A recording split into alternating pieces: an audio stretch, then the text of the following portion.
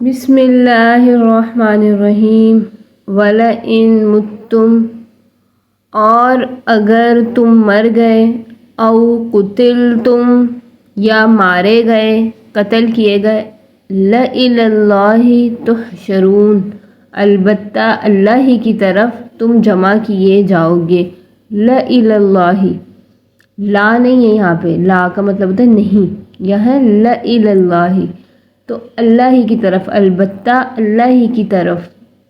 الہ، یہ الہ ہے اور یہ لا ہے، لا إِلَى اللَّهِ، اللہ ہی کی طرف تم تحشرون، جمع کیے جاؤ گے۔ فَبِمَا رَحْمَةٍ مِّنَ اللَّهِ لِنْتَ لَهُمْ، فَبِمَا سو کچھ، رحمت من اللہ، اللہ کی رحمت ہی ہو گئی، لِنْتَ لَهُمْ، تو نرم دل مل گیا ان کو، بس اللہ کی رحمت ہی ہے کہ تو رحم دل، نرم دل مل گیا ان کو، یعنی آپ صلی اللہ علیہ وآلہ وسلم نرم دل ملے مومنین کو۔ وَلَوْ، اور اگر کنتا ہوتے تم، فَظًّا تند خو، غلیظ القلب، سخت غصے والے، سخت دل والے، لَانفَضُّوا مِنْ حَوْلِكَ، تو وہ منتشر ہو جاتے، متفرق ہو جاتے، ہٹ جاتے، من حولک، آپ کے پاس سے۔ فَاعْفُ عَنْهُمْ، پس معاف کر دیں ان کو، وَاسْتَغْفِرْ لَهُمْ، اور بخشش مانگیں ان کے لیے، وَشَاوِرْهُمْ فِي الْأَمْرِ، اور مشورہ کر لیں ان سے کاموں میں، مشورہ کر لیا کریں۔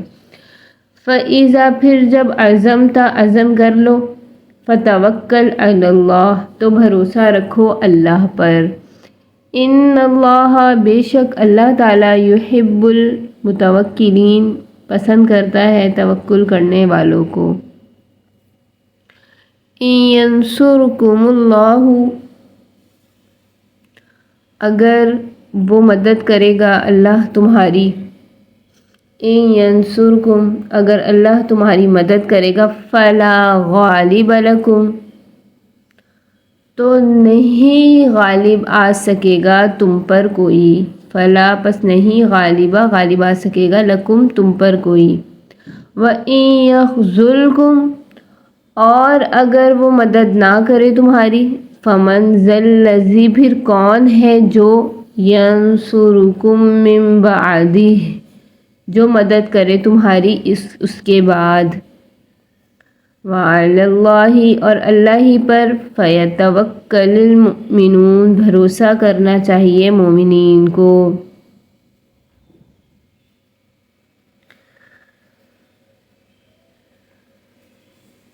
آگے فرمایا، وَمَا كَانَ لِنَبِيٍّ، اور نہیں ہے نبی کے لیے کسی بھی، أَن يَغُلَّ، یہ کہ وہ کوئی چیز چھپائیں، وَمَن يَغْلُلْ، اور جو کوئی چھپائے گا، یأتی، لائے گا، بما غل، اس چھپائی چیز کو، یوم القیامت، قیامت کے دن، ثم، پھر، توفیٰ، پورا دیا جائے گا، کل نفس، ہر نفس کو، ما کسبت، جو اس نے کمایا، وہم لا یظلمون، اور نہیں ظلم کیا جائے گا۔ افمن اتبع، کیا ایک شخص جو تابع ہے، پیروی کرتا ہے، رضوان اللہ، اللہ کی مرضی کی، اللہ کی رضا کی پیروی کرتا ہے، کمم باء، کیا وہ برابر ہو سکتا ہے اس شخص کے،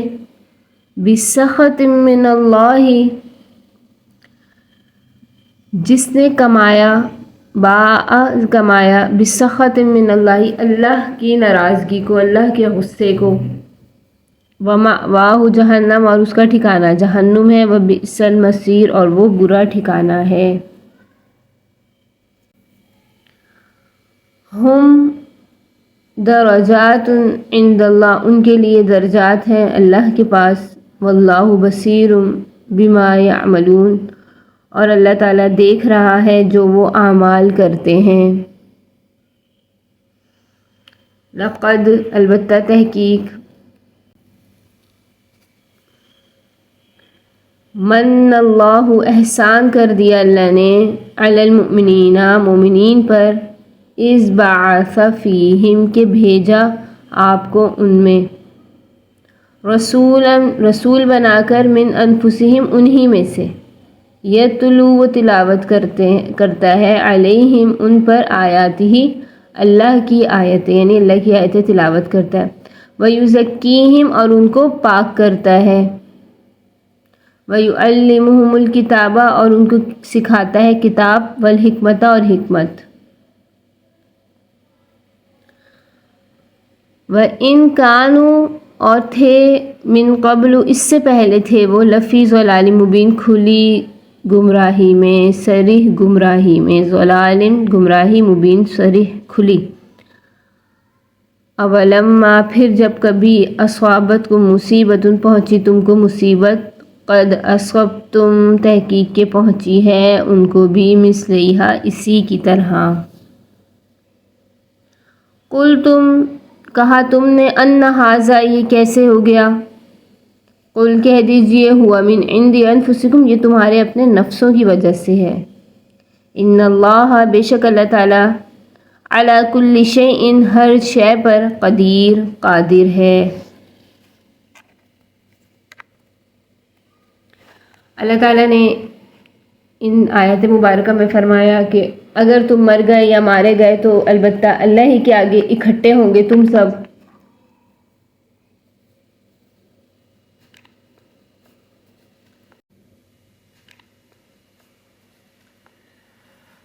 یعنی تم اگر فرض کرو کہ تم سفر میں یا جہاد میں نہ بھی نکلے اور فی الحال موت سے بچ گئے مگر جب بھی تم مرے یا مارے گئے تو بہرحال اللہ کے سامنے سب کو جمع ہونا ہے آگے فرمایا فبما رحمت من اللہ پس اللہ کی رحمت ہی ہو گئی کہ تو نرم دل ان کو مل گیا اگر تو ہوتا سخت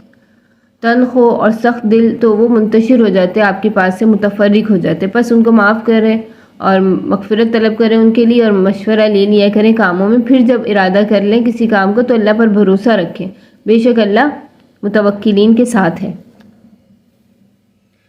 حضور اکرم صلی اللہ علیہ وآلہ وسلم کی نرم دلی بیان کی جا رہی ہے مسلمانوں کو ان کی کوتاہیوں پر متنبہ فرمانے اور معافی کا اعلان سنانے کے بعد نصیحت کی تھی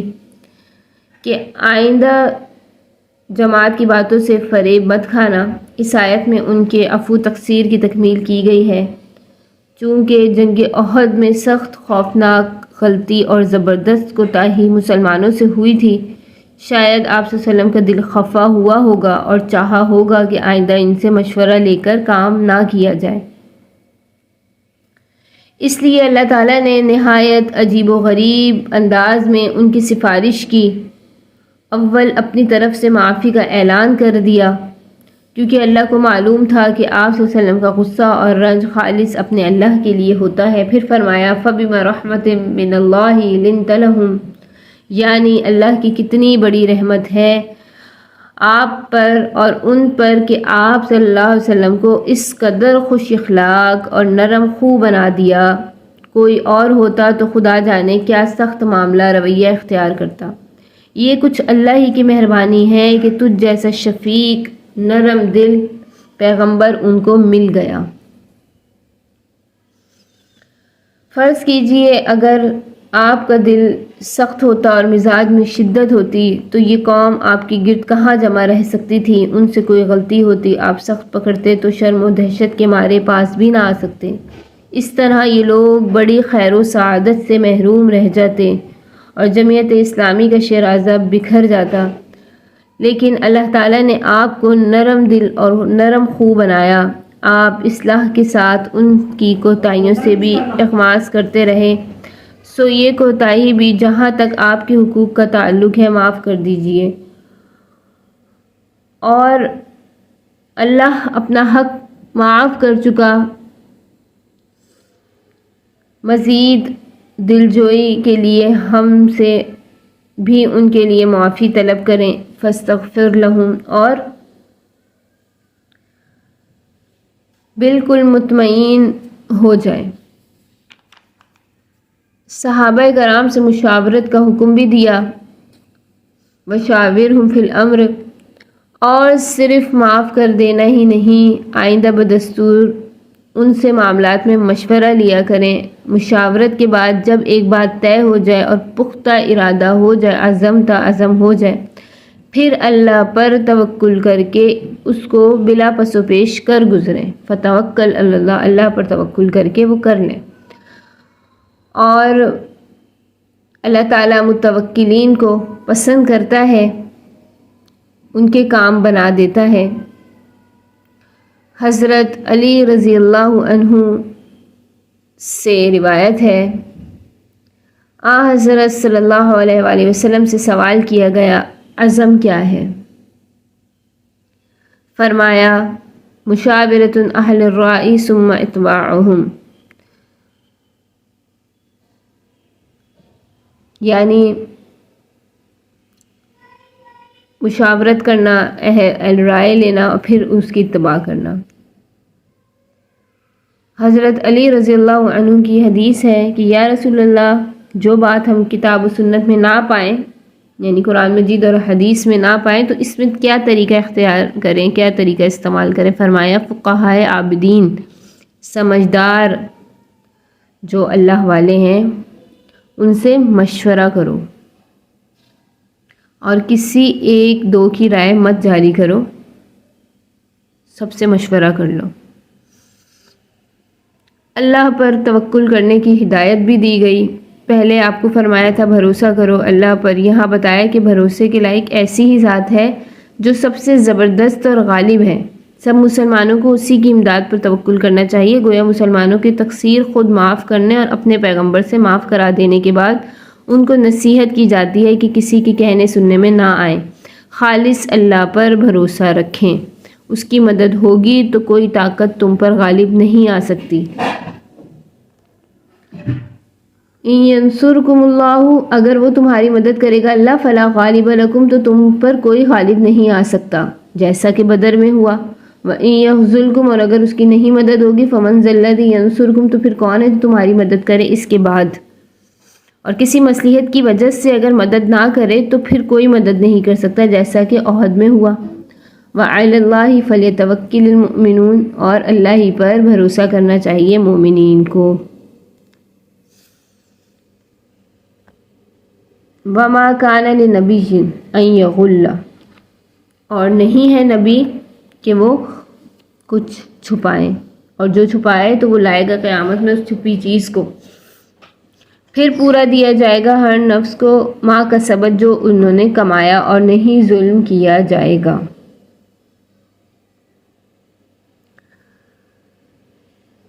اس آیت میں فرمایا نبی خائن نہیں ہو سکتا۔ اس سے غرض یا تو مسلمانوں کو پوری طرح خاطر جمع کرنا ہے تا یہ وسوسہ نہ لائیں کہ شاید حضرت نے ہم کو ظاہر معاف کر دیا اور دل میں خفا ہیں، پھر کبھی خفگی نکالیں گے۔ یہ کام نبیوں کا نہیں کہ دل میں کچھ اور ظاہر میں کچھ۔ یا مسلمانوں کو سمجھانا ہے کہ حضرت کی عظمت اور عصمت و امانت کو پوری طرح مستحضر رکھیں، آپ صلی اللہ علیہ وآلہ وسلم کی نسبت کبھی کوئی لغو اور بیہودہ خیال نہ لائیں۔ مثلا یہ گمان نہ کریں کہ غنیمت کا کچھ مال چھپا رکھیں گے، الیاذ باللہ۔ شاید یہ اس واسطے فرمایا کہ وہ تیر انداز غنیمت کے لیے مورچہ چھوڑ کر دوڑے تھے، کیا حضرت ان کو حصہ نہ دیتے یا بعضی چیزیں چھپا رکھتے؟ اور بعض روایت میں ہے کہ بدر کی لڑائی میں ایک چیز، چادر یا تلوار، غنیمت میں سے گم ہو گئی تھی۔ کسی نے کہا شاید حضرت نے اپنے واسطے رکھی ہوگی، اس پر یہ آیت نازل ہوئی وَمَا كَانَ لِنَبِيٍّ أَن يَغُلَّ، نبی کے لیے نہیں ہے کہ وہ کوئی چیز چھپائے۔ بہرحال مسلمانوں کو سمجھانا ہے کہ اگر حضور اکرم صلی اللہ علیہ وآلہ وسلم اپنی نرم خوئی اور خوش خلقی سے تمہاری غلطیوں کو معاف کرتے ہیں تو تم کو حضور اکرم صلی اللہ علیہ وآلہ وسلم کی عظمت شان اور عصمت و نزاہت کا بہت زیادہ پاس رکھنا چاہیے۔ کسی قسم کا کمزور اور رقیق خیال مومنین کے پاس نہ آنے پائے۔ دوسری طرف چونکہ آپ کی شفقت اور نرم دلی یاد دلا کر جنگ احد کے متعلق مسلمانوں کی کوتاہی کو معاف کرایا جا رہا تھا۔ اسی ذیل میں ایک دوسری کوتاہی بھی یاد دلا دی جو بدر سے متعلق تھی کہ آپ اپنی نرم خوئی سے اس پر بھی کچھ دھیان نہ کریں۔ غلول کے اصل معنی غنیمت میں خیانت کرنے کے ہیں، یعنی کبھی مطلق خیانت کے بھی معنی آتے ہیں، بعض اوقات محض ایک چیز کے چھپا لینے پر بھی اس کا اطلاق ہوتا ہے۔ آگے فرمایا افمن اتبع، کیا جو شخص پیروی کرتا ہے رضوان اللہ، اللہ کی رضا کی، کمم بائی برابر ہو سکتا ہے اس کے، با اب سخط من، جو اللہ کی ناراضگی مول لے اور اس کا ٹھکانہ جہنم ہے اور وہ برا ٹھکانہ ہے۔ یعنی پیغمبر جو ہر حال میں اللہ کی مرضی کا تابع ہے بلکہ دوسروں کو بھی اس کی مرضی کا تابع بنانا چاہتا ہے، کیا ان لوگوں کے ایسے کام کر سکتا ہے جو اللہ کے غضب کے نیچے اور جہنم کے مستحق ہیں؟ یہ ممکن نہیں۔ ہم درجات عند اللہ، ان کے درجات ہیں اللہ کے نزدیک اور اللہ دیکھنے والا ہے جو وہ عمل کرتے ہیں۔ یعنی نبی اور سب خلقت برابر نہیں، نبی اور سب خلقت برابر نہیں، طمع وغیرہ کے پست و ذلیل کام نبیوں سے نہیں ہو سکتے۔ اللہ تعالیٰ سب کو جانتا ہے کون کس درجے کا ہے اور سب کے کام کو دیکھتا ہے۔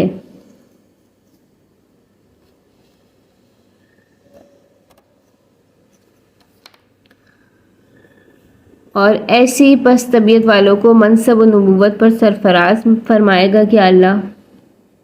ایسا نہیں۔ نبی صلی اللہ علیہ وآلہ وسلم ہمارے پیارے نبی بہت شان والے، بہت عظمت والے ہیں،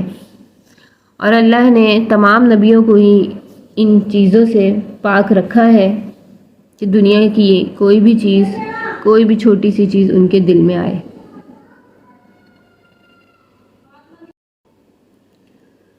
لقد من اللہ، تحقیق احسان ہی ہوگی اللہ کا مومنین پر کہ ان میں رسول بھیجا، انہی میں سے وہ تلاوت کرتا ہے ان پر اللہ کی آیتیں، ان کو پاک کرتا ہے، ان کو کتاب اور حکمت کی باتیں سکھاتا ہے، اور اس سے پہلے وہ تھے صریح گمراہی میں۔